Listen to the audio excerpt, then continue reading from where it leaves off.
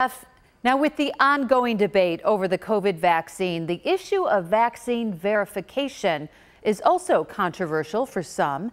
And now the state of New York is launching yet another program to encourage people to get a digital record of their vaccination information.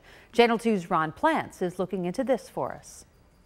It began in March with New York State launching its highly touted Excelsior Pass to allow vaccinated people to prove they got the jab with a smartphone app. NBC News reports it was a $2.5 million deal with IBM in the state.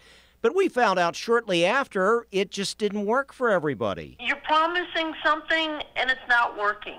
Even a Western New York State lawmaker telling us in the spring it didn't work for her. You know, I think as with all these new technologies and new programs, I think they just have to work out the kinks. Maybe they did work out the kinks for Becky and Assemblymember McMahon. The state claimed a lot of the problem was pharmacies not properly loading the information in the database, and it did not pick up information for anyone vaccinated out of state.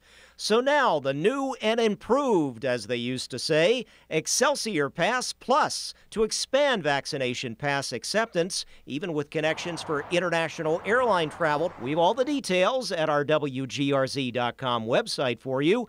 But there are privacy issues for some who feel there are not sufficient safeguards in these platforms.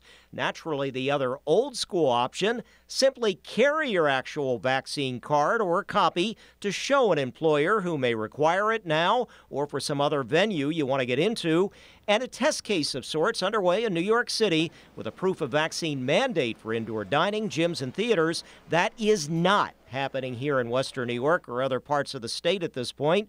But downstate, they don't know how to make it work as well. How are you going to hold the restaurant responsible? Wouldn't that be the responsibility of the individual with the forged document? Finally, she did mention forging of vaccine cards. Reports it's happening in North Carolina and elsewhere with a federal warning of jail time and a fine if somebody gets caught.